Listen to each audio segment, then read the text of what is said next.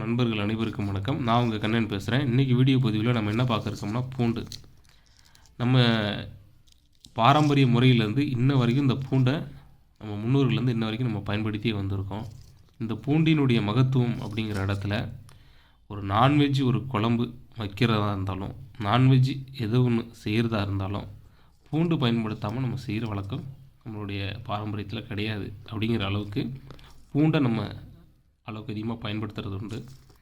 இந்த பூண்டினுடைய மகத்துவம் நம்ம எல்லாருக்குமே தெரியும். கேஸை கண்டிக்கிறதுல தலைவரோட ஒரு சிறந்த ஆள் வேறு யாருமே கிடையாது. ரொம்ப நல்ல முறையில் கேஸை கண்டிக்கக்கூடிய ஒரு அற்புதமான பொருள் தான் இந்த பூண்டு. இந்த பூண்டு குடிநீர் இது எப்படி பண்ணுறது, அதனுடைய நன்மைகள் என்ன அப்படிங்கிற இடத்துல நம்ம உடம்புல இருக்கக்கூடிய ரத்தத்தை, கெட்டியாக இருக்கக்கூடிய ரத்தத்தை நீர்த்து போக வைக்கிறதுல இந்த பூண்டு மகத்துவமானது.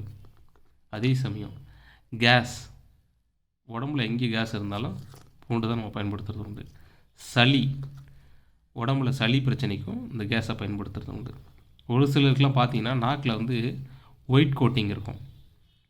அது நம்ம அக்குபஞ்சர் பேஸில் என்ன சொல்லுவோம்னா மெட்டல் எக்ஸஸ் அப்படின்னு சொல்லுவோம். அவங்களுக்கு இந்த பூண்டை நம்ம எடுத்து பூண்டு குடிநீர் போட்டு கொடுத்து தொடர்ந்து குடிக்க சொன்னோம் அப்படின்னா படிப்படியாக அது குறைய ஆரம்பிக்கும். சரி, இந்த பூண்டு குடிநீர் எப்படி செய்கிறது? ஒரு 2 பூண்டு பல் எடுத்துக்கோங்க. சரிங்களா? இதை கீழே வச்சிடலாம், தெரியணுங்கிறதுக்காக தான் எடுத்து வச்சுருக்கேன். 2 பூண்டு பல் எடுத்துகிட்டு நல்லா தொழிலாம் உரிச்சிட்டு நல்லா நச்சிருங்க. நச்சிட்டு தண்ணியில் ஒரு கிளாஸ் தண்ணி வச்சு எடுத்து போட்டுருங்க. போட்டு நல்லா கொதிக்க வச்சு இறக்கி அது கூட கொஞ்சம் தேன் சேர்த்து ஆற வச்சு எடுத்து நல்லா கலக்கி சாப்பிட்டுட்டீங்க அப்படின்னா உடம்புல இருக்கக்கூடிய எக்ஸஸான கேஸு படிப்படியாக குறைய ஆரம்பிக்கும். சரிங்களா? ஹீட்டு கொடுக்கும். அது எக்ஸஸான ஹீட்டுன்னு சொல்லிட்டேன். எக்ஸஸான ஹீட்டை கொடுத்து கேஸை கலைக்கும். சரிங்களா? படிப்படியாக கலைக்கும். அப்படி கலைக்கும் போது உடம்புல உங்களுக்கு அந்த விண்டு எக்ஸஸ், மெட்டல் எக்ஸஸ் அப்படிங்கிற இடத்துல உங்களுக்கு குறைஞ்சி உங்களுக்கு நல்ல ஒரு க்யூர் கிடைக்கும். பாடிக்கு தேவையான விட்டமின் பி, விட்டமின் சி சத்துக்களை உங்களுக்கு கொடுக்கும். இம்யூனிட்டி பவரை தூக்கி கொடுக்கும். சரிங்களா? இதே போல் டான்சிலில் நிறைய பேருக்கு பார்த்திங்கன்னா வீக்கம் வரும். அவங்களுக்கு என்ன பண்ணலாம் அப்படின்னா பூண்டு சாறு எடுத்து அதில் தேன் குழப்பி உள்நாக்கில் வச்சோம் அப்படின்னா படிப்படியாக அந்த டான்சில்ஸில் இருக்கக்கூடிய வீக்கம் குறையும்.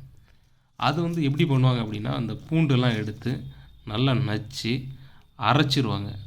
அரைச்சிட்டு அதை ஒரு வெள்ளை பருத்தி துணி எடுத்து அதை உள்ளக்க வச்சு பிழிவாங்க. சாறு வரலை அப்படின்னா ஒரு விளக்கில் காட்டி, மண்ணெண்ணெய் விளக்கு கிடையாது, சுத்தமான நெய் தீபம் இதாக வச்சுட்டு மேலாப்பில் காட்டி அதை சாறு பிழிஞ்சிங்கன்னா சாறு வரும்.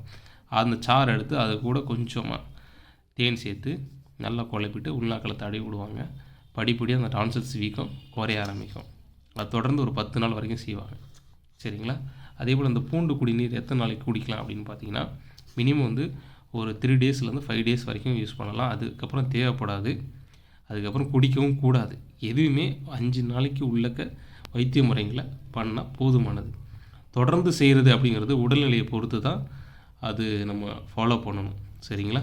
5 நாள் குடித்தாலே போதுமானது, நல்ல மாற்றம் தெரியும். அப்படி தொடர்ந்து அவங்களுக்கு அந்த பிரச்சனை கண்டினியூ ஆகுதுன்னா ஒரு மாதம் வெயிட் பண்ணி அடுத்த மாதம் நீங்கள் ஒரு 5 நாள் இந்த மாதிரி சாப்பிட்டுக்கலாம். சரிங்களா? இதான் முறை. பயன்படுத்தி பாருங்கள். இந்த பூண்டினுடைய மகத்துவம் எண்ணற்ற வகையில் இருந்தாலும் அதில் ஒரு சிறிய குறிப்பு அப்படிங்கிற இடத்துல பூண்டு குடிநீர் எப்படி செய்கிறது அப்படிங்கிறத ரொம்ப எளிமையாக எனக்கு தெரிஞ்ச முறையில் நான் உங்களுக்கு சொல்லியிருக்கேன். பயன்படுத்தி பயன்பெறுங்கள். அடுத்த ஒரு நல்ல வீடியோ பதிவில் நான் உங்களை சந்திக்கிறேன். அது வரைக்கும் உங்களிடம் விடைபெறுவது நான் கண்ணன். வீடியோ பார்த்ததுக்கு ரொம்பவே நன்றி மக்களே. கேஸ் பிரச்சனை இருக்கவங்க அவசியம் பயன்படுத்தி பாருங்கள். நன்றி.